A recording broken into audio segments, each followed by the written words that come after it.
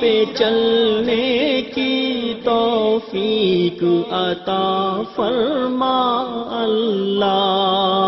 یا اللہ یا اللہ یا اللہ یا اللہ۔ صلی اللہ علیہ وسلم کا فرمان ہے کہ جن کا کپڑا ٹخنے سے نیچے ہے، وہ شلوار کی صورت میں ہو، وہ پینٹ کی صورت میں ہو، وہ تہمت کی صورت میں ہو یا ثوب کی صورت میں ہو، جس کا کپڑا ٹخنے سے نیچے ہے یہ آگ کے ساتھ۔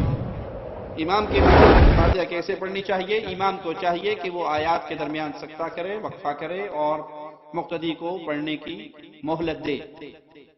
اور اگر امام صاحب سپیڈ سے پڑھ رہے ہیں اور ٹائم نہیں دے رہے ہیں تو پھر سیدنا ابو ہریرہ رضی اللہ عنہ سے جب سوال کیا گیا کہ ہم کب پڑھیں تو انہوں نے فتویٰ دیا اقرا بہا فی نفسک، اپنے دل میں اس کے ساتھ ساتھ فاتحہ کو پڑھتے رہیں، کیونکہ فاتحہ کے بغیر کہ رسول اللہ صلی اللہ علیہ وسلم سے سوال کرنے والے نے پوچھا، اے اللہ کے پیارے حبیب صلی اللہ علیہ وسلم، ایک شخص لڑتا ہے مال کے لیے، ایک لڑتا ہے قوم کے لیے، ایک لڑتا ہے حمیت کے لیے، عصبیت کے لیے، وطنیت کے لیے، او کما قال، مختلف سوال ہوئے، تو اللہ کے راستے میں کون لڑ رہا ہے؟ کون ہے مجاہد فی سبیل اللہ؟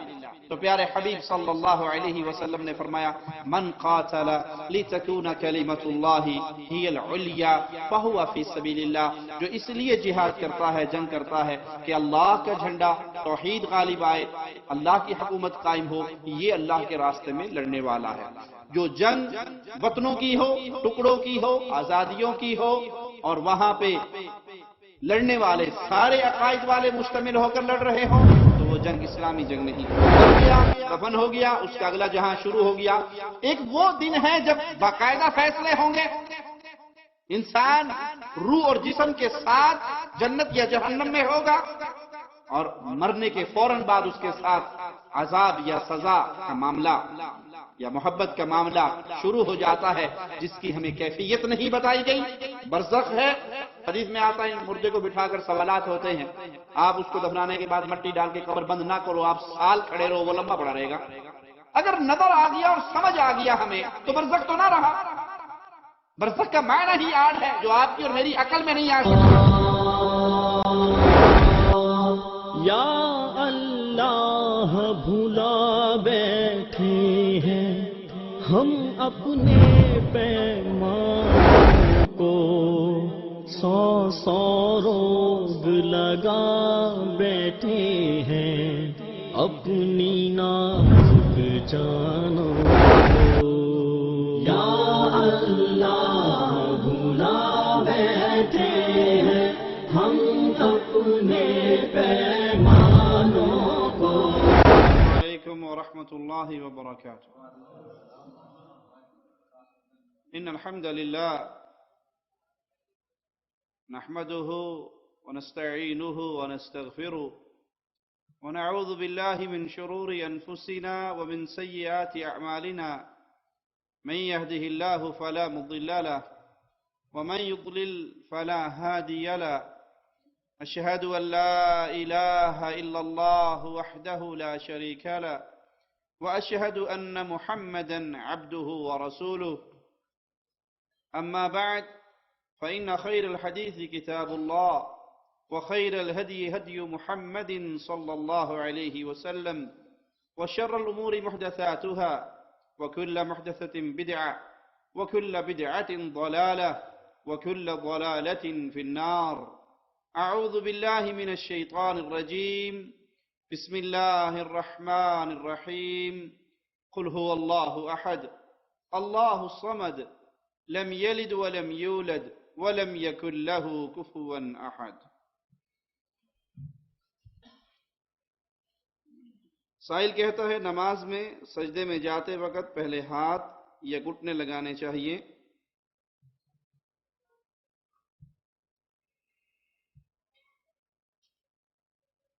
دینی مسائل پوچھتے ہوئے اس اصول کو یاد رکھیے کہ انسان جب بھی کسی سے سوال کرے تو یہ سوال کرے کہ یہ مسئلہ اللہ کی کتاب اور محمد کریم صلی اللہ علیہ وسلم کی سنت کے مطابق کیا ہے۔ جب قرآن و حدیث کو سامنے رکھ کے سوال کیا جائے اور اس کا جواب قرآن و حدیث سے دیا جائے تو انسان خیر کے اوپر ہے. خرابی اور برائی وہاں پیدا ہوتی ہے جہاں قرآن اور حدیث کو چھوڑ کر اپنے اپنے فرقوں اور بزرگوں کی اقوال کے اوپر مسائل پوچھے جاتے ہیں. لیکن اگر مقصود حدیث کو لینا ہو اور حدیث کے سمجھنے میں اختلاف ہو جائے، دو گروہ دونوں کا مقصد حدیث کو لینا ہے، حدیث کے مطابق فیصلہ کرنا ہے، لیکن حدیث کے سمجھنے میں اختلاف ہے کیونکہ مقصود محمد کریم صلی اللہ علیہ وسلم کی حدیث پہ عمل کرنا ہے. شر وہاں پر ہے جہاں پہ آپ کے سامنے پیارے نبی علیہ الصلوۃ والسلام کی سنت، آپ کا فرمان، آپ کی حدیث واضح ہو گئی، لیکن اس حدیث کو اس لیے ٹھکرا دیا جائے، اس کا اس لیے انکار کر دیا جائے کہ وہ فلاں حضرت کے قول کے مطابق نہیں یا فلاں بزرگ کے قول کے مطابق نہیں، تو یہاں پہ انسان بدعقیدگی کی گمراہی میں گر جاتا ہے. حالت نماز میں جب انسان سجدے میں جائے، اس مسئلے میں علماء کے درمیان اختلاف ہے، لیکن واللہ اعلم راجح قول یہی ہے کہ وہ اپنے دونوں ہاتھوں کو پہلے لگائے. لیکن اگر وہ دو گھٹنوں کو بھی لگا لیتا ہے، کیونکہ اہل علم کے درمیان اختلاف ہے، اور اختلاف کسی مذہب کی بنیاد پہ نہیں، حدیث کو سمجھنے میں ہے. اللہ سے دعا ہے اللہ ہمیں رسول اللہ صلی اللہ علیہ وسلم کی سنت کے مطابق نماز پڑھنے کی توفیق عطا فرمائے، کیونکہ نماز یا نماز کے علاوہ کوئی اور عمل اللہ کے ہاں اسی وقت قبولیت کے درجے تک پہنچ سکتا ہے جب وہ عمل امام کائنات، امام اعظم محمد الرسول اللہ صلی اللہ علیہ وسلم کی سنت کے مطابق ہو. جب اعمال سنت مصطفیٰ سے ہٹ جاتے ہیں، وہ اعمال کتنے ہی بڑے کیوں نہ ہوں، وہ کتنے ہی بھاری کیوں نہ ہوں، وہ کتنے ہی کثیر کیوں نہ ہوں، زیادہ کیوں نہ ہوں، قیامت کے دن ان کا وزن نہیں ہوگا، کیونکہ وہاں وزن کے لیے کسوٹی یہ ہے کہ امام الانبیاء، امام کائنات محمد الرسول اللہ صلی اللہ علیہ وسلم نے یہ عمل کیسے کیا، آپ کا حکم کیا تھا، آپ کا فرمان کیا تھا، صحابہ نے آپ سے کیسے سمجھا اور اس پہ کیسے عمل کر کے دکھایا. اگر کوئی بھائی لکھنا نہیں جانتا تو وہ کھڑے ہو کر بھی سوال کر سکتا ہے.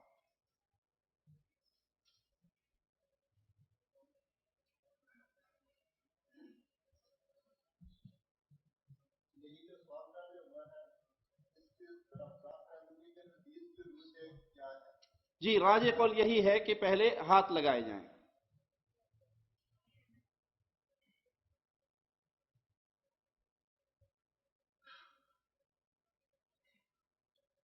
سائل کہتا ہے کہ جمعے کی اذان کے بعد تمام لوگ 2 رکعت نماز ادا کرتے ہیں، پھر خطبے کی اذان ہوتی ہے تو یہ 2 رکعت نماز کیسی ہے؟ جب آپ مسجد میں آئیں تو رسول اللہ صلی اللہ علیہ وسلم کا حکم ہے کہ مسجد میں نہ بیٹھا جائے جب تک انسان 2 رکعت نماز نہ پڑھ لے. اگرچہ خطیب خطبہ شروع کر چکا ہو تب بھی حکم یہ ہے کہ ہلکی نماز پڑھ لی جائے، لیکن نماز پڑھے بغیر نہ بیٹھا جائے. رسول اللہ صلی اللہ علیہ وسلم خطبہ ارشاد فرما رہے، ایک صحابی تشریف لائے اور بیٹھ گئے بغیر 2 رکعت پڑھے، تو آپ نے خطبہ روک کے ان سے پوچھا کیا تو نے 2 رکعتیں ادا کی ہیں؟ اس صحابی نے کہا نہیں یا رسول اللہ صلی اللہ علیہ وسلم، میں نے نہیں ادا کی. آپ نے کہا کھڑے ہو جاؤ اور 2 رکعت نماز ادا کرو. تو جمعے کے لیے جب مسجد میں آئیں تو 2 رکعت نماز ادا کرنی ہے. یہاں پہ اکثر دیکھا جاتا ہے کہ جب انسان مسجد میں داخل ہوتا ہے تو مؤذن اذان دے رہا ہے، امام منبر پہ بیٹھ چکا ہے، کرسی پہ بیٹھ چکا ہے، تو وہ سنتے نہیں پڑھتے بلکہ کھڑے ہو کے مؤذن کے کلمات کو دہراتے ہیں، اذان کا جواب دیتے ہیں. اذان کا جواب دینا مسنون ہے، سنت ہے، باعث اجر و ثواب ہے. لیکن جب خطیب آ کے بیٹھ گیا، اب آپ پر اذان سے پہلے اس خطبے کی اہمیت ہے. تو آپ اذان کا انتظار نہ کریں کہ ہم مؤذن کی آواز سنیں اور اس کے کلمات کو دہرائیں اور اس کے بعد پھر 2 رکعتیں پڑھیں گے. نہیں، آپ مسجد میں داخل ہوئے تو آپ فوراً 2 رکعتیں نماز ادا کریں، کیونکہ آپ پر جو واجب ہے وہ امام کا خطبہ سننا ہے. جن مساجد میں 2 اذانیں ہوتی ہیں تو پہلی اذان وہ تو جمعے کے لیے اعلان ہے کہ وقت ہو گیا ہے، جو سیدنا عثمان رضی اللہ عنہ وارضاہ کے دور میں جس کا آغاز ہوا، وہ تو اعلان ہے آغاز کا، وقت کا اطلاع ہے کہ آ جاؤ نماز کا ٹائم ہو گیا ہے. اس کے بعد 2 رکعتیں نماز نہیں ہیں، بلکہ آپ جب مسجد میں آئیں اور آ کر بیٹھیں، بیٹھنے سے پہلے 2 رکعت نماز ادا کرنی چاہیے. واللہ اعلم. نماز کے بعد ہاتھ اٹھا کر دعا مانگنی چاہیے یا نہیں؟ دعا مانگنا عبادت ہے، اس میں کوئی شک نہیں، اور بہترین عبادتوں میں سے ایک عبادت دعا مانگنا ہے. بلکہ بعض روایات میں اس کو عبادت کا مغز بھی کہا گیا ہے، اور بعض روایت میں اس کو ہی عبادت کیا گیا ہے. دعا کو ہی، الدعاء هو العبادہ، دعا ہی عبادت ہے. جب مرضی مانگے، لیکن کسی عبادت کو کسی وقت کے ساتھ خاص کرنے کے لیے دلیل چاہیے. نماز، فرض نماز دعا ہی دعا ہے. رسول اللہ صلی اللہ علیہ وسلم کا فرمان ہے کہ آدم کا بیٹا حالت سجدہ میں اپنے رب کے سب سے زیادہ قریب ہوتا ہے. جتنی مرضی دعائیں مانگیے. لیکن سلام پھیرنے کے بعد جو رواج ہمارے انڈیا پاکستان میں بن چکا ہے کہ امام صاحب السلام علیکم ورحمۃ اللہ، السلام علیکم ورحمۃ اللہ، اور فوراً اس نے دونوں ہاتھوں کو اٹھا دینا ہے اور پیچھے سارے مقتدی آمین آمین کہنا شروع ہو جاتے ہیں. یہ طریقہ رسول اللہ صلی اللہ علیہ وسلم کی سنت سے ثابت نہیں. پیارے حبیب علیہ الصلوۃ والسلام نے یہ عمل نہیں کیا کہ نماز سے سلام پھرتے ہی آپ نے ہاتھ اٹھا دیے ہوں اور صحابہ کرام نے آپ کے پیچھے ہاتھ اٹھائے اور آمین کہا. نہیں، بلکہ اس وقت انسان انفرادی طور پہ جو مرضی دعا مانگے، لیکن اجتماعی دعا کے لیے رسول اللہ صلی اللہ علیہ وسلم سے کوئی صحیح روایت ثابت نہیں ہے. نہ صحابہ کرام سے کوئی ایسا عمل ثابت ہے کہ امام سلام پھیرے اور مقتدیوں کی طرف منہ کرے اور ہاتھ اٹھائے اور سارے اجتماعی شکل میں دعا کریں. اس کا ایک نقصان اور بھی ہے کہ جو اذکار رسول اللہ صلی اللہ علیہ وسلم نے نماز کے بعد کے سکھائے، جس کا بہت اجر و ثواب ہے، جس کی شان بہت بلند ہے، فرض نماز کے بعد آیت الکرسی، اس کی شان کتنی اعلیٰ ہے کہ رسول اللہ صلی اللہ علیہ وسلم خوشخبری دیتے ہیں کہ جو مومن موحد انسان ہر فرض نماز کے بعد آیت الکرسی پڑھنا اپنا معمول بنا لیتا ہے، اس کے اور جنت کے درمیان صرف ایک موت حائل ہے. یہ مرے گا اور اللہ کی جنت میں داخل ہو جائے گا. فرض نماز کے بعد 33 دفعہ سبحان اللہ، 33 دفعہ الحمدللہ، 33 دفعہ اللہ اکبر، یا 34 دفعہ اللہ اکبر، یا پھر لا الہ الا اللہ وحدہ لا شریک لہ لہ الملک والحمد وہو علی کل شیء قدیر کہہ کے 100 دفعہ پورے کرنا. یہ کتنے اجر والی تسبیح ہے. فقراء، غریب صحابہ پیارے نبی علیہ الصلوۃ والسلام کے پاس تشریف لائے اور کہا امیر صحابہ ہم سے جیت گئے، ہم نمازیں پڑھتے ہیں، وہ نمازیں پڑھتے ہیں، ہم جہاد کرتے ہیں تو وہ بھی جہاد کرتے ہیں، ہم روزے رکھتے ہیں تو وہ بھی روزے رکھتے ہیں، لیکن وہ مالدار ہیں، صدقہ و خیرات دیتے ہیں، اور ہمارے پاس ایسی گنجائش نہیں ہے کہ ہم صدقہ خیرات کریں. تو پیارے حبیب علیہ الصلوۃ والسلام نے فرمایا کیا تمہیں ایک ایسا عمل نہ بتا دوں جو صدقہ اور خیرات سے وزن میں زیادہ ہو جائے، تمہارا اجر و ثواب ان کے صدقہ خیرات سے بھی زیادہ بڑھ جائے. صحابہ کرام نے فرمایا جی ضرور بتائیے. کہ ہر فرض نماز کے بعد 33 دفعہ سبحان اللہ، الحمدللہ، 34 دفعہ اللہ اکبر، اس کو روٹین بنا لو. تو صحابہ کرام نے اس کو پڑھنا شروع کر دیا. اب جب امیر صحابہ نے دیکھا کہ یہ کچھ پڑھتے ہیں تو انہوں نے بھی ٹو لگانی شروع کی، پوچھنا شروع کیا یہ کیا پڑھتے ہیں. انہیں بھی خبر ہو گئی. وہ آ کر رسول اللہ صلی اللہ علیہ وسلم کے پاس صحابہ نے پھر شکایت کی کہ جو ہم پڑھتے تھے وہ ہمارا کام لیک آؤٹ ہو گیا. اب امیر صحابہ کو پتہ لگ گیا، انہوں نے بھی ہمارے مقابلے میں پڑھنا شروع کر دیا. تو پھر آگے بڑھ گئے اب کیا کریں؟ تو آپ نے فرمایا ذالک فضل اللہ یؤتیہ من یشاء، یہ تو پھر اللہ کا فضل ہے، اللہ جس کو چاہتا ہے عطا فرماتا ہے۔ یہ اذکار ہیں جو نماز کے بعد کیے جائیں، لیکن جب سنت کو چھوڑا گیا اور ہاتھ اٹھانے والا کام شروع ہوا تو کیا خیال ہے؟ امام صاحب سلام پھیرتے ہیں، ہاتھ اٹھاتے ہیں، مقتدی منہ پہ پھیرتے ہیں، پھر کوئی پیچھے بیٹھتا ہے، اس کے بعد دوڑ لگتی ہے نا جوتیوں کی طرف، نکل جاتے ہیں، کام ختم ہو گیا۔ بدعت آئی تو سنت چلی گئی۔ اس لیے سنت پہ عمل کریں، جو عمل پیارے نبی صلی اللہ علیہ وسلم کی حدیث سے ثابت نہیں، اس عمل سے اپنے آپ کو بچائیے۔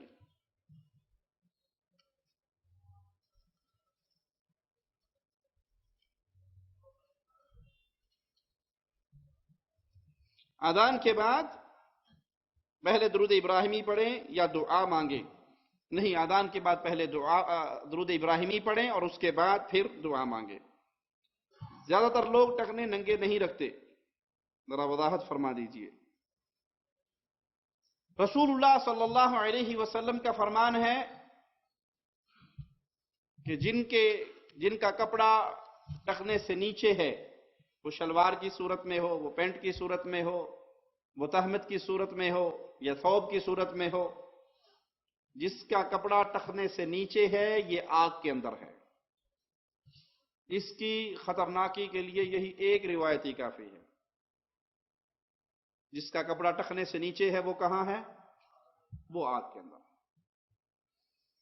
بعض لوگ اس کو عام چھوٹا سا مسئلہ سمجھتے ہیں، یہ چھوٹا مسئلہ نہیں ہے، یہ بہت بڑا مسئلہ ہے، بہت بڑا گناہ ہے۔ اسی لیے جب فاروق اعظم رضی اللہ عنہ وارضاہ کی عیادت کے لیے ایک نوجوان آئے اور امیر المومنین کی نظر پڑی ان کی واپسی پر کہ ان کا کپڑا ٹخنے سے نیچے تھا، تو اس بیماری کی کیفیت میں جب آپ زخمی ہو چکے، حملہ ہو چکا، آخری لمحات ہیں، آپ اس پر خاموش نہیں ہوئے بلکہ اس کو واپس بلایا اور اسے کہا بھتیجے اپنے کپڑے کو بلند کر، یہ تیرے ٹخنے کو پاک رکھے گا، تیرے کپڑے کو پاک رکھے گا، تیرے دل کو پاک رکھے گا۔ مرد کے لیے حکم ہے کہ اس کا کم از کم ٹخنا ننگا ہو، کم از کم، وگرنہ ایک روایت میں آدھی پنڈلی تک کی روایت آتی ہے کہ جس کا کپڑا آدھی پنڈلی تک ہے اس کے مومن ہونے کی گارنٹی دی گئی ہے، یہ باعث اجر و ثواب ہے، لیکن آخری حد ٹخنا ہے، ٹخنے تک جائز ہے، آپ نیچے لے آئیں، لیکن جہاں آپ کا ٹخنا ہے اگر اس پہ کپڑا آ گیا تو پھر یہ حصہ آگ کے اندر شامل ہو گیا۔ میں ذرا یہ پورے کر لوں پھر آپ سے لیتا ہوں، بیٹھیے جی۔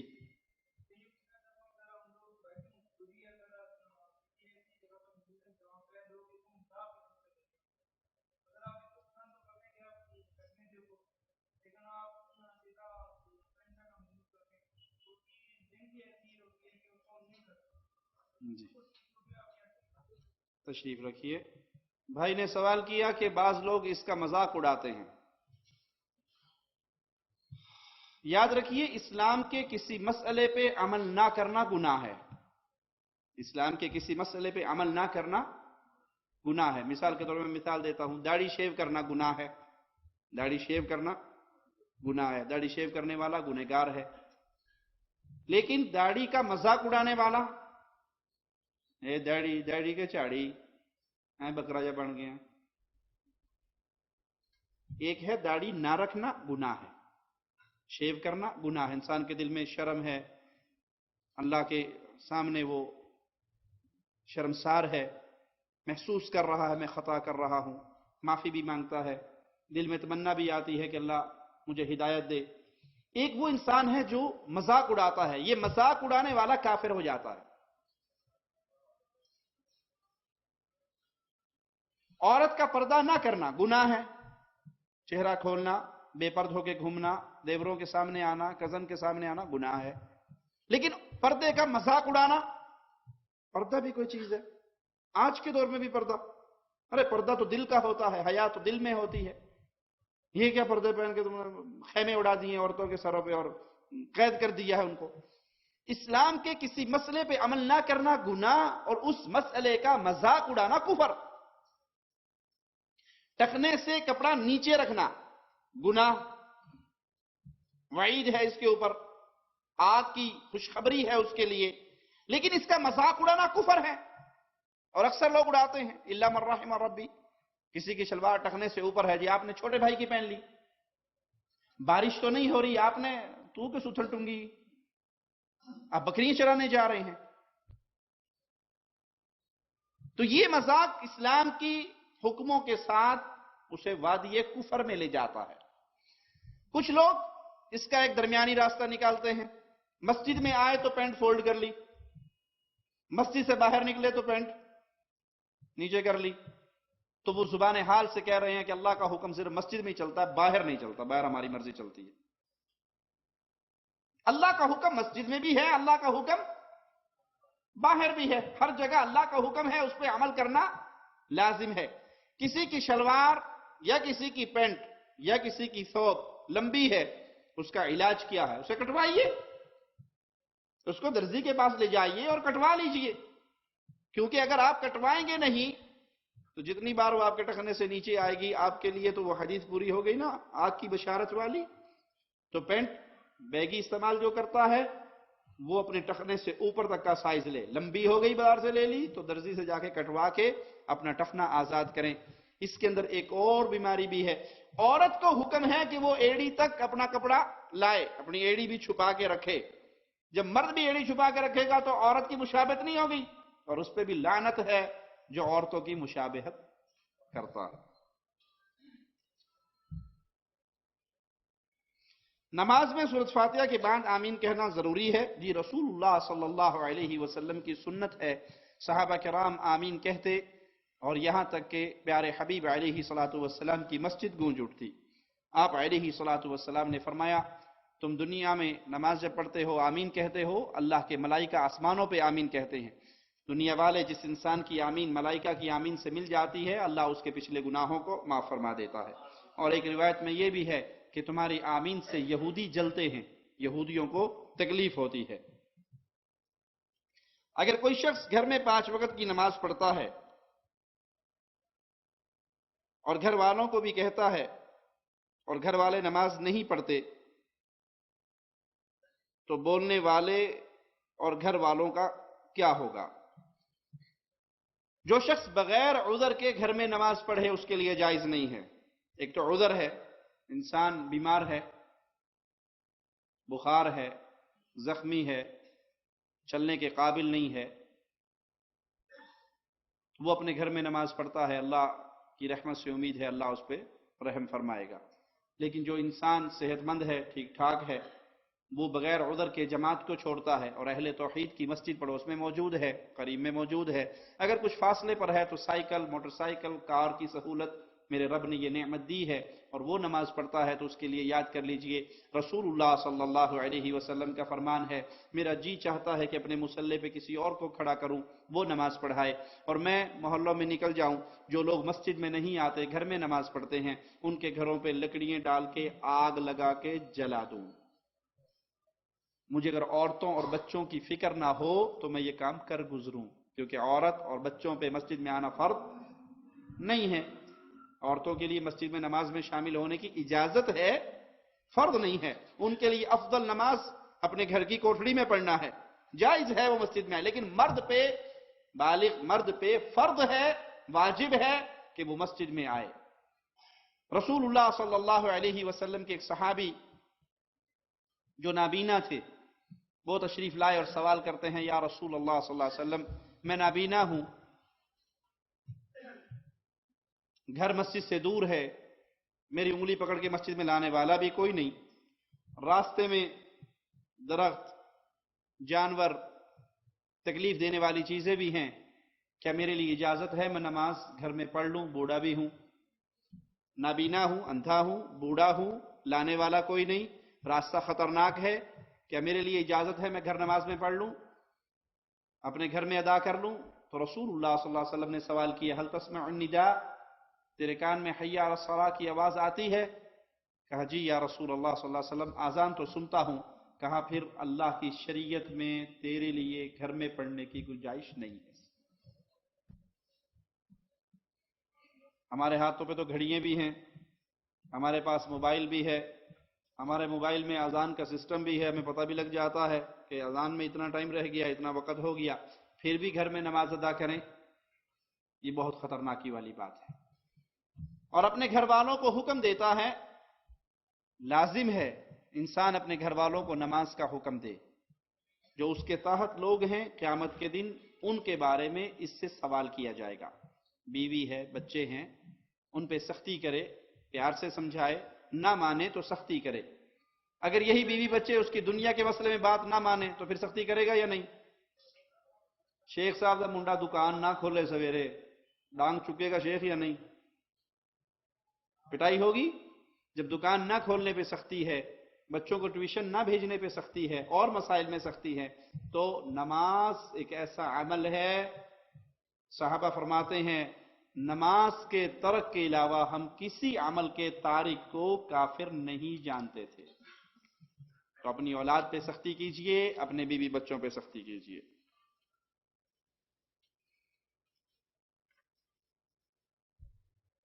جو شخص قرآن پاک کا علم نہیں رکھتا کہ وہ امامت کروا سکتا ہے، نہیں، اہل ایمان میں سے جس کو قرآن کا علم زیادہ ہے اسی کو امام بنانا چاہیے۔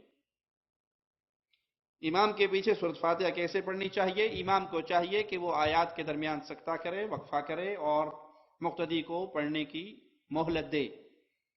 اور اگر امام صاحب سپیڈ سے پڑھ رہے ہیں اور ٹائم نہیں دے رہے ہیں تو پھر سیدنا ابو ہریرہ رضی اللہ عنہ سے جب سوال کیا گیا کہ ہم کب پڑھیں، تو انہوں نے فتویٰ دیا اقرا بہا فی نفسک، اپنے دل میں اس کے ساتھ ساتھ فاتحہ کو پڑھتے رہیں، کیونکہ فاتحہ کے بغیر نماز نہیں ہوتی۔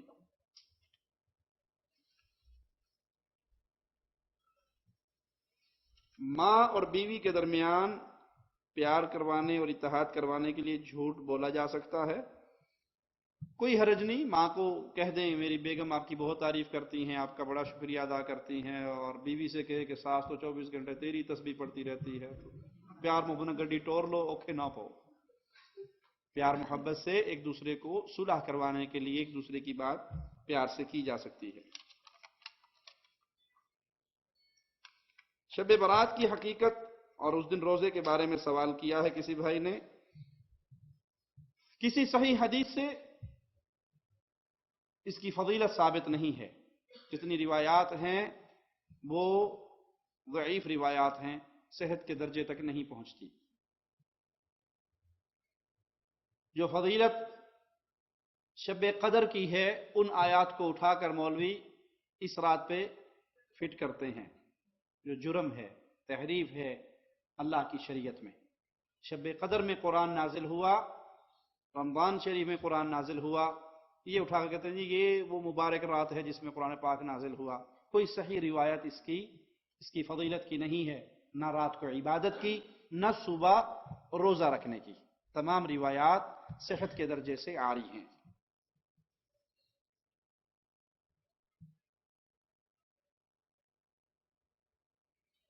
میرے ایک دوست ہیں جو صرف 30واں پارہ انہیں زبانی یاد ہے اور وہ تراویح پڑھانا چاہتے ہیں۔ اگر اس سے زیادہ قرآن جاننے والا کوئی ہے تو اس کو چاہیے کہ وہ نماز پڑھائے، اور اگر نہیں ہے تو پھر یہی پڑھا سکتے ہیں۔ وتر کی نماز فوراً عشاء کے بعد پڑھیں یا کوئی اور وقت ہے؟ ابو ہریرہ رضی اللہ عنہ وارضاہ سے روایت ہے کہ میرے خلیل نے مجھے وصیت کی کہ میں سونے سے پہلے وتر پڑھ کے سوؤں۔ جس انسان نے تہجد پڑھنی ہے، اس کی روٹین ہے، تو وہ تو اگر وتر چھوڑ دیتا ہے اور تہجد کی نماز ادا کرتا ہے اور پھر وتر ادا کرتا ہے ٹھیک ہے، لیکن اگر ایک شخص وہ تہجد کی نماز پڑھنے پر اس کا ارادہ نہیں ہے یا اس کی آنکھ نہیں کھلتی تو پھر وہ سونے سے پہلے وتر کی نماز پڑھ کر سوئے۔ وتر کی نماز عشاء کے ساتھ سستی کے مارے لوگ پڑھ لیتے ہیں، پڑھ لی معاملہ ختم ہوا آرام سے سو جائیں گے۔ بہتر یہ ہے کہ انسان سونے سے پہلے وضو کرے، وتر کی نماز پڑھے اور پھر سو جائے۔ کئی فائدے اکٹھے ہو جائیں گے۔ ایک تو آپ کو وتر کی نماز پڑھنے کا ثواب بھی مل گیا، آپ نے سونے سے پہلے 2 رکعت 3 رکعت جتنی اللہ نے توفیق دی 2 رکعت پڑھی اور 1 رکعت پھر پڑھ کے 3 رکعت میں آپ نے وتر ادا کر لیا، اور باوضو ہو کر حالت وضو میں سو گئے، اللہ کی طرف سے فرشتہ آپ کے پہرے کے لیے پہنچ گیا، تو یہ سب سے بہتر ہے۔ لیکن اگر یہ ڈر ہو کہ میں بھول جاؤں گا اور ایسا مشغول ہوں گا کہ موقع ہی نہیں ملے گا، تو پھر عشاء کی نماز کے ساتھ بھی اگر کوئی پڑھ لیتا ہے تو کوئی حرج نہیں۔ نبی صلی اللہ علیہ وسلم کی قبر مبارک پر جا کر جب ہم سلام پڑھتے ہیں تو کیا نبی صلی اللہ علیہ وسلم جواب دیتے ہیں؟ رسول اللہ صلی اللہ علیہ وسلم کا فرمان ہے کہ اللہ کے ملائکہ زمین پہ پھرتے ہیں اور جہاں کوئی مجھ پہ درود پڑتا ہے اللہ کے یہ ملائکہ مجھ تک پہنچاتے ہیں۔ نبی کریم صلی اللہ علیہ وسلم تک سلام پہنچایا جاتا ہے۔ یہ کیفیت برزخ کے معاملات کی ہے جو ہم نہیں جانتے، جس کی وضاحت شریعت نے نہیں کی۔ جو روایت پیش کی جاتی ہے کہ میری قبر پہ اگر کوئی آ کے سلام پڑھتا ہے تو میں خود سنتا ہوں، یہ روایت صحیح نہیں ہے بلکہ ضعیف روایت ہے۔ صحیح بات یہی ہے کہ اللہ کے ملائکہ پیارے نبی صلی اللہ علیہ وسلم تک درود و سلام کو پہنچاتے ہیں۔ کیفیت کیا ہے اس کی؟ برزخ کا معاملہ ہے، ہمیں علم نہیں دیا گیا، جتنی بات ہم تک پہنچی ہے اس پر ایمان لانا لازم ہے۔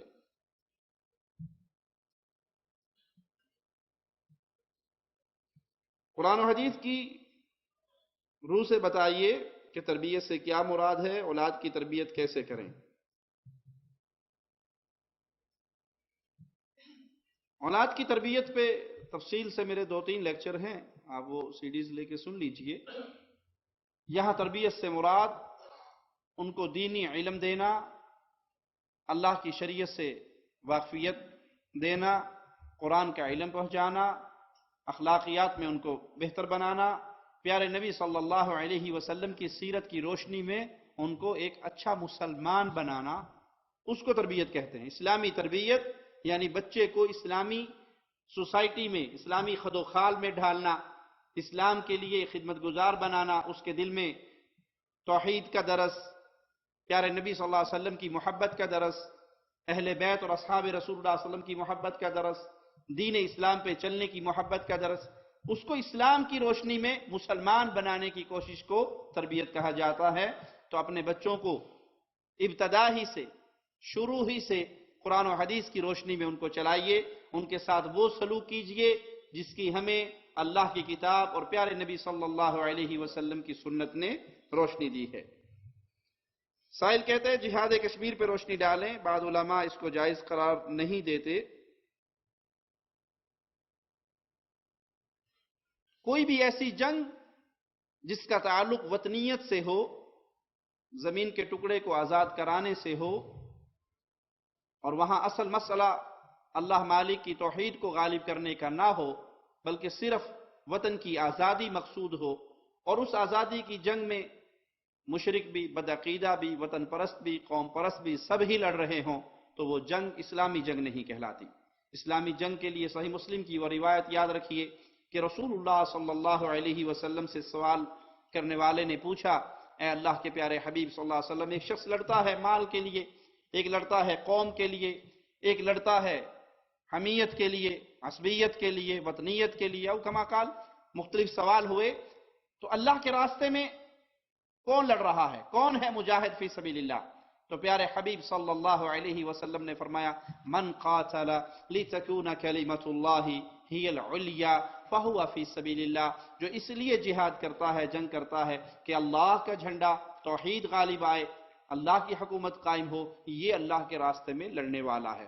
جو جنگ وطنوں کی ہو، ٹکڑوں کی ہو، آزادیوں کی ہو، اور وہاں پہ لڑنے والے سارے عقائد والے مشتمل ہو کر لڑ رہے ہوں، تو وہ جنگ اسلامی جنگ نہیں کہلاتی۔ واللہ اعلم۔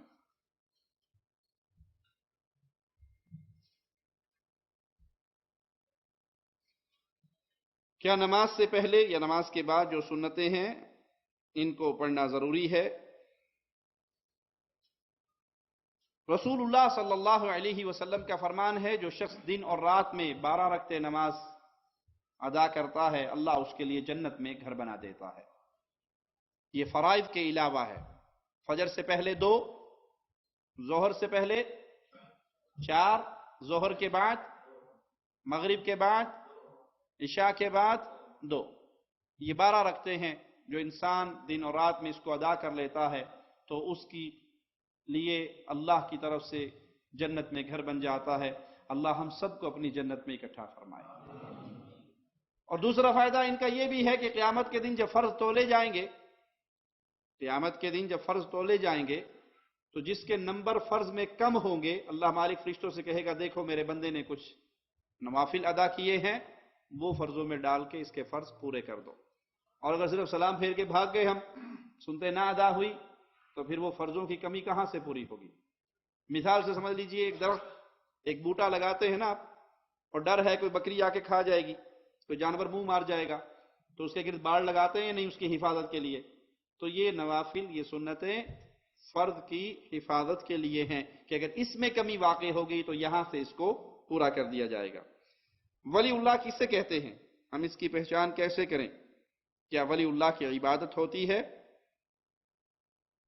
ولی اللہ، اللہ کا دوست، ولی اللہ اللہ کا دوست۔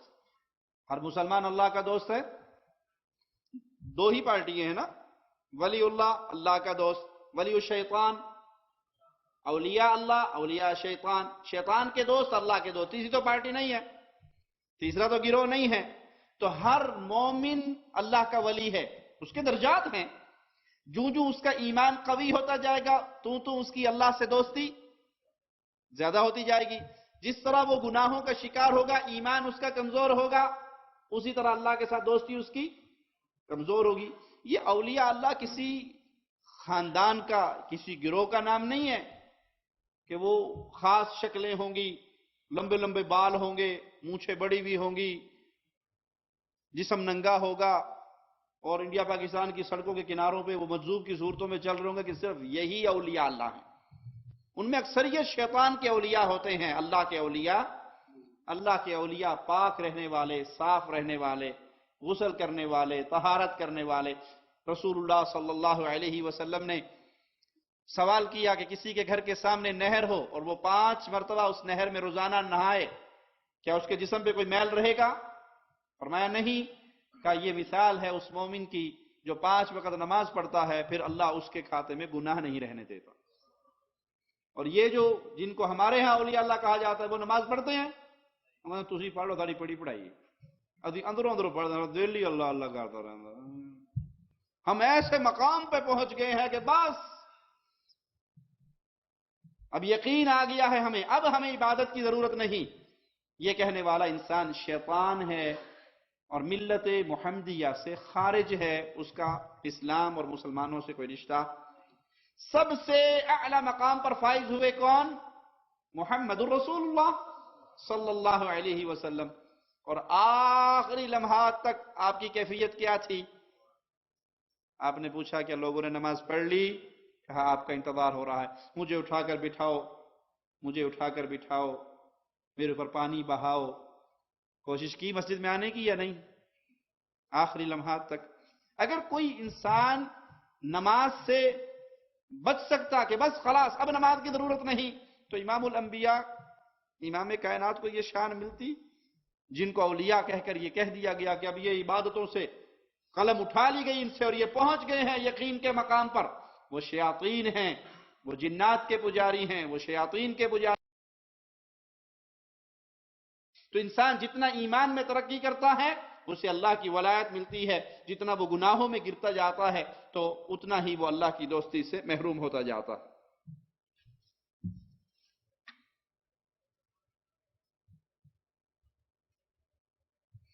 کیا دین میں تضاد نہیں کہ ہمارا دین کہتا ہے کہ جزا و سزا روز آخرت کو ہوگی، پھر عذاب قبر کیوں؟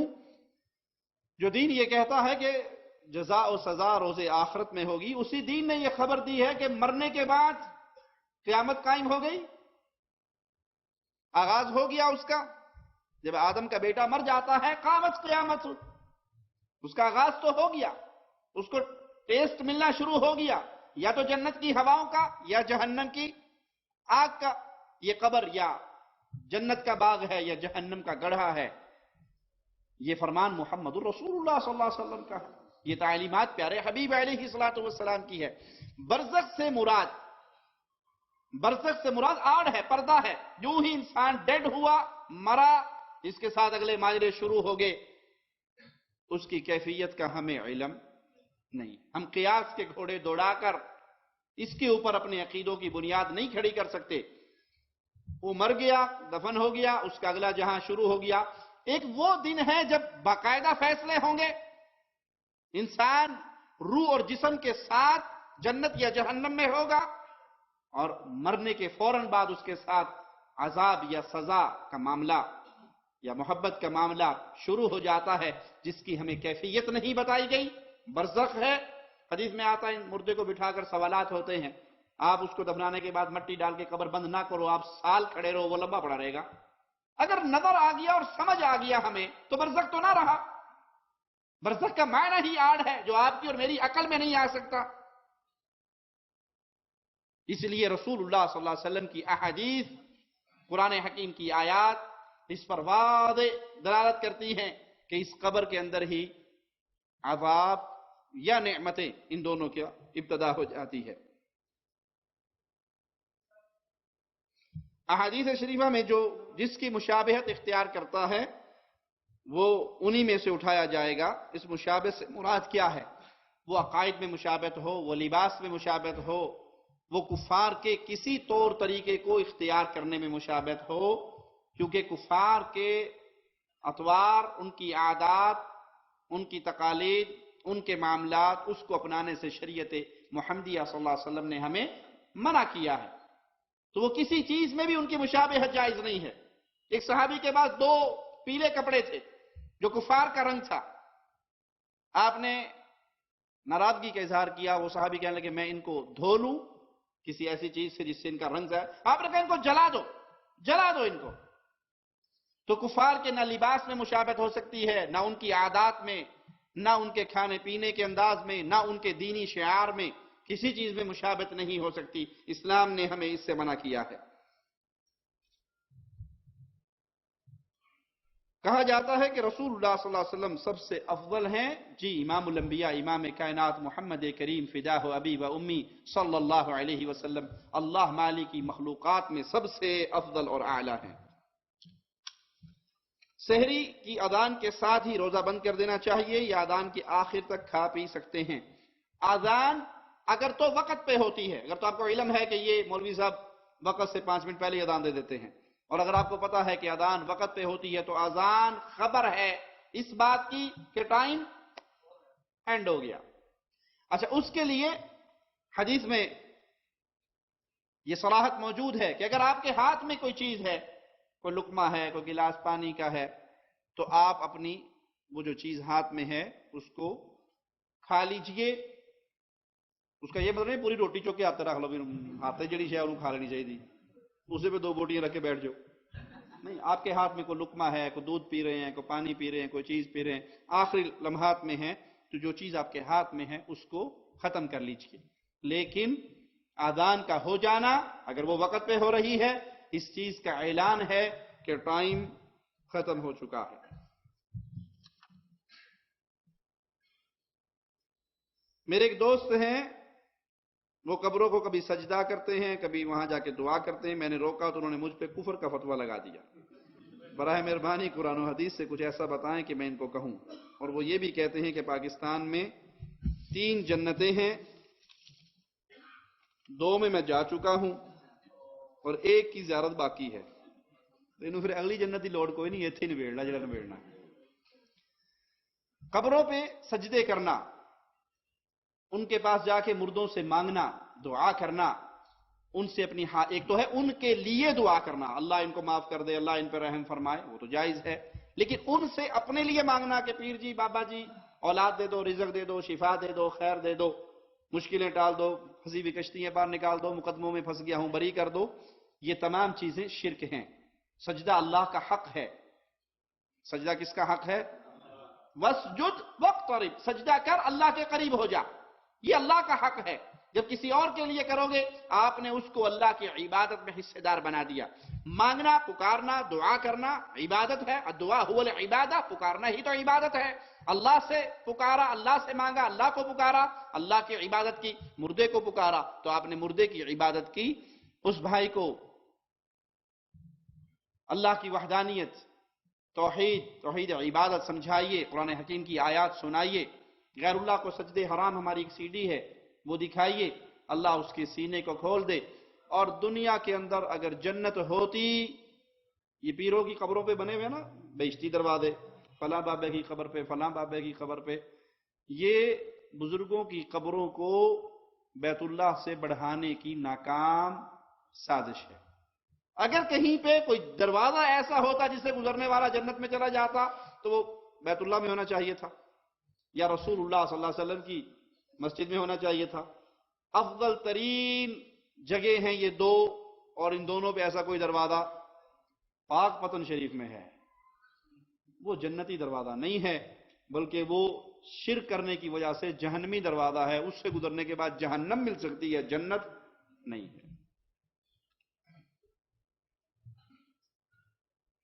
کیا روزے کی حالت میں بیوی کا بوسہ لے سکتے ہیں؟ اگر اپنے اوپر کنٹرول ہے تو لے سکتے ہیں، اور اگر یہاں سے آپ فتنے کا شکار ہو جائیں اور یہ خدشہ ہو کہ معاملات اور بگڑ جائیں گے اور 60 مسکینوں کا کھانا یا 60 دنوں کا روزہ گلے پڑ جائے گا تو وہ افطاری کے بعد کر لینا، روزے کی حالت میں رسک نہ لیجیے۔ لفظ خدا شریعت اسلامیہ سے ثابت ہے؟ نہیں، لفظ خدا فارسی لفظ ہے جو اللہ کے ناموں میں سے نہیں ہے، اور یہ حضرت بھی اردو زبان میں ادب و احترام کے لیے استعمال کیا جاتا ہے، یہ کوئی ایسا لفظ نہیں ہے جو ہمیں پیارے نبی صلی اللہ علیہ وسلم کے اصحاب سے ملتا ہو، یا عربی لغت میں کم از کم اس کو ادب و احترام کے لیے استعمال کیا جاتا ہو، یہ ہمارے ہاں اردو دان طبقہ اس کو ادب و احترام کے لیے استعمال کرتا ہے، لیکن خدا کہنا جائز نہیں ہے، کیونکہ اللہ کے نام اللہ نے ہمیں اس کی خبر دی ہے۔ اللہ ایک دفعہ آپ نے کہا الف لام لام ہا، کتنے حروف ادا ہوئے؟ 4، کتنی نیکی مل گئی؟ 40۔ خدا خدا خدا کی جتنی مرضی تسبیح پڑھ لو، کوئی ثواب، کوئی نیکی، اور اللہ کے ناموں میں سے کوئی نام خدا نہیں ہے، تو خدا نہیں کہنا چاہیے، اس سے اپنے آپ کو روکنا چاہیے۔ لفظ اللہ وہی میرے مالک کا نام ہے اور اسی کو استعمال کرنا چاہیے۔ بہت شارٹ کٹ کپڑوں کے پہننے والوں کو نصیحت فرمائے، خاص کر رکوع سجدے کی حالت میں بہت برا لگتا ہے۔ لباس اس لیے ہوتا ہے کہ انسان کا جسم چھپ جائے، لباس اس لیے ہوتا ہے کہ انسان کا جسم چھپ جائے۔ کچھ لوگ لباس اس لیے پہنتے ہیں کہ جسم اور ظاہر ہو جائے، اتنی ٹائٹ پینٹ، وہ پان واسطے بھی 2 بندے جیسے کھچ کے اتنے چاڑے، لان واسطے بھی 2 چیزیں کھچ کے تھلے لاوے، وہ پہنتے پہنتے پھٹنے کا ڈر ہوتا ہے۔ یہ بیماری عورتوں کے اندر بھی آ چکی ہے، ٹائٹ پجامے، چوڑی دار پجامے۔ ایک تو ہے عورت کوئی زینت اپنے خامن کے لیے اختیار کرتی ہے، اس میں تو کوئی حرج نہیں، لیکن ایک ہے کہ وہ پہن کے بھلے اپنے محرم رشتوں کے سامنے بھی آئے، بھائی اور بیٹے، جوان بیٹوں کے سامنے آئے، تو وہ بھی شرم اور حیا کا مقام ہے کہ اس کے جسم کا انگ انگ نظر آتا ہے۔ اور خاص طور پہ یہ چھوٹی شرٹس پہننے والے اور ٹائٹ پینٹس پہننے والے، جس بھائی نے کیفیت بیان کی ہے رکوع اور سجدے کی، اس کے اندر ان کی کمر کا کتنا حصہ کھل جاتا ہے۔ تو لباس وہ جو آپ کے جسم کو چھپائے، وہ لباس لباس نہیں ہے جو آپ کے جسم کو مزید ظاہر کر دے، یہ تو وہی ہے لباس پہننے کے باوجود انسان ننگا رہتا ہے۔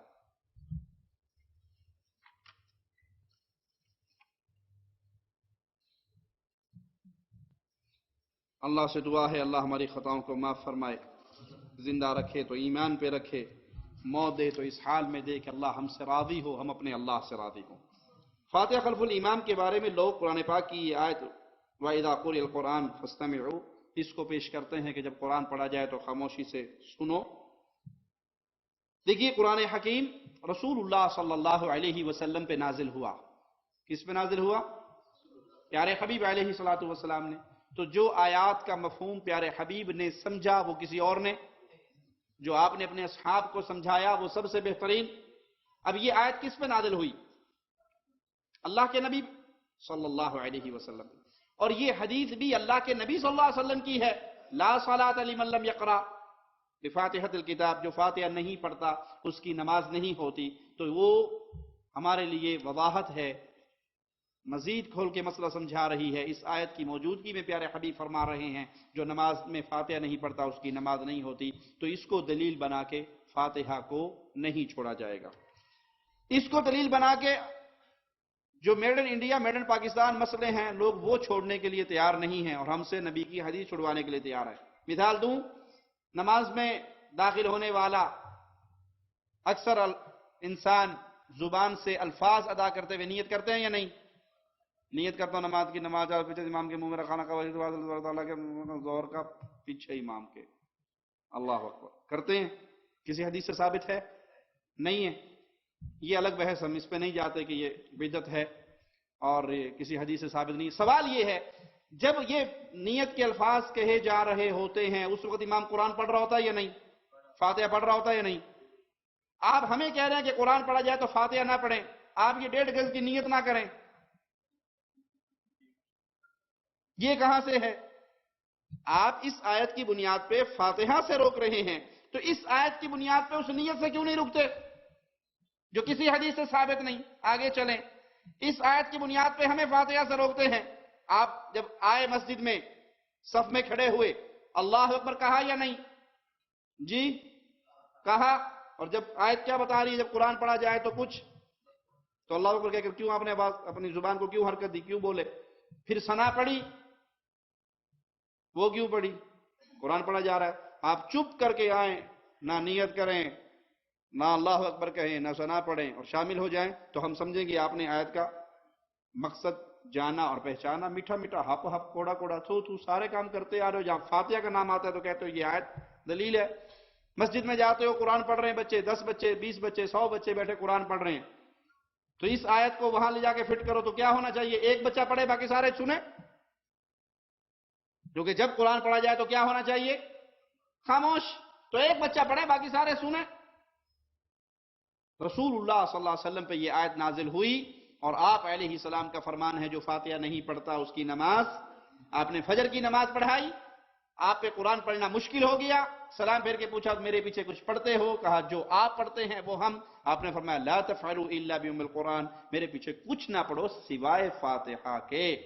حالت نماز ہے، آپ امام ہیں اور جہری نماز ہے، فجر کی نماز ہے، صحابہ مقتدی ہیں، وہ اونچی آواز میں آپ کے ساتھ قرات کر رہے ہیں اور آپ منع کر رہے ہیں کہ میرے پیچھے کچھ نہ پڑھو، مجھ سے قرآن جسے چھینا جا رہا تھا، پڑھنے میں مشکل ہو رہی تھی، فاتحہ پڑھ لیا کرو اور مزید کچھ نہ پڑھا کرو۔ فضائل اعمال پڑھنے والے، اس کا درس دینے والے، ان کے پیچھے نماز پڑھ سکتے ہیں۔ مفتی اعظم سعودی عرب سے جب یہ سوال کیا گیا کہ فضائل اعمال کے اندر یہ واقعات ہیں، ایک نوجوان، 2 نوجوانوں کا قصہ ہے کہ بھائی تھے، وراثت تقسیم ہوئی، ایک کے ہاتھ میں مال آیا، دوسرے کے ہاتھ میں نبی صلی اللہ علیہ وسلم کے بال آئے، تو اس نے کہا جی یہ بھی کاٹیں گے، اس نے کہا مال تو لے لے، بال مجھے دے دے۔ کچھ عرصے کے بعد وہ فقیر ہو گیا مال والا اور بالوں والا غنی ہو گیا، تو کسی کے خواب میں اللہ کے نبی صلی اللہ علیہ وسلم آئے اور کہا کہ جس کو کوئی حاجت ہو تو وہ اس کی قبر پہ آ کے سوال کرے تو اللہ اس کی پریشانیوں کو دور کر دے گا، اس کی دعا کو قبول کر دے گا۔ جب یہ سوال مفتی اعظم سعودی عرب شیخ عبدالعزیز سے ہوا تو انہوں نے کہا کہ یہ من گھڑت خرافات ہیں، شرکیہ باتیں ہیں۔ نبی صلی اللہ علیہ وسلم نے ان کی قبر کی طرف کہا کہ اس کی قبر پہ آ کے دعا مانگو، یہ سب جھوٹے قصے ہیں۔ جس کا یہ عقیدہ ہو، نہ تو یہ کتاب پڑھنا جائز ہے، نہ مسجدوں میں اس کتاب کا درس دینا جائز ہے، نہ ایسا اعتقاد رکھنے والوں کے پیچھے نماز پڑھنا جائز ہے۔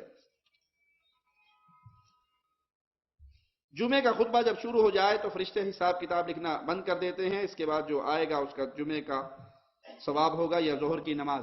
جمعے سے پہلے آنے کا جو اجر و ثواب ہے، خطبے سے پہلے مسجد میں آنے کا، وہ جب تک امام ممبر پہ آ کے نہیں بیٹھتا فرشتے لکھتے رہتے ہیں، اور جب وہ آ کے بیٹھ جاتا ہے، خطبے کا آغاز ہوتا ہے تو وہ رجسٹر بند ہو جاتا ہے۔ اسے جمعے کا ثواب تو ملے گا، لیکن جو اجر و ثواب ملنا تھا خطبے سے پہلے آنے کا وہ اس سے محروم ہو گیا۔ جو شخص نماز نہیں پڑھتا اس کے گھر کا کھانا کھانا جائز ہے یا نہیں؟ جو مستقل نماز کا تارک ہے، کبھی بھی نہیں پڑھتا، وہ کافر ہے۔ علماء کے راجح اقوال کے مطابق وہ کافر ہے، مسلمان نہیں ہے، تو اس کے گھر میں کھانا نہیں کھانا چاہیے تاکہ اس کو تبلیغ ہو، اس تک پیغام پہنچے۔ اگر آپ اس سے پیار محبت کی دوستی برقرار رکھو گے تو پھر اس کو احساس نہیں ہوگا۔ اس نیت سے اس کو مل سکتے ہیں، کھا پی سکتے ہیں کہ میں جاؤں گا، اس کو تبلیغ کروں گا، سمجھاؤں گا، کوئی کتاب، کوئی کیسٹ، کوئی مطویہ، اس رشتے سے تو آپ جائیں، کسی یہودی کے گھر بھی جائیں، کسی عیسائی کے گھر بھی جائیں، ہندو کے گھر بھی جائیں، لیکن دعوت دین کو پس پش ڈال کر مستقل نماز کے تارک سے پیار محبت کی پینگیں بڑھانا رشتہ داریاں کرنا، ان کے جنازے پڑھنا، ان کے دعوتیں اٹینڈ کرنا اور اس کو دین کی دعوت نہ دینا یہ جرم ہے، بلکہ اس کو ان مسلمان ہونے کے پروٹوکول سے محروم کرے، تاکہ اس محروم کرنے سے ہو سکتا ہے اللہ اس کو ہدایت دے دے۔ اللہ سے دعا ہے اللہ ہمیں دین حق پہ چلنے، اس پر عمل کرنے، اس کو آگے پہنچانے کی توفیق عطا فرمائے۔ اقول قولی ھذا واستغفر اللہ لی ولکم ولسائر المسلمین فاستغفروہ انہ هو الغفور الرحیم۔